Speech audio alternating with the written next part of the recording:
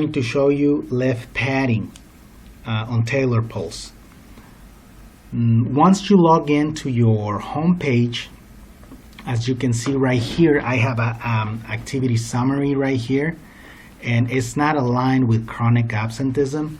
So I need to move this data table to the left so I can align it with the data table and the meter graph. So I'm gonna go to this little pen right here on the upper left, select that, and then I'm gonna scroll down a little bit, and we're going to go to this left table. And as you can see right here, this is a chronic absenteeism, and right here is left padding. So chronic absenteeism is at 50. So that's exactly the number I need to put in here to align my data table.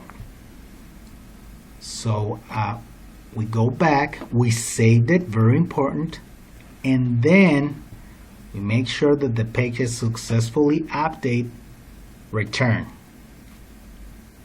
Once we do that, we can see now that the two data tables and the meter graph are aligned. And this is how to use left padding.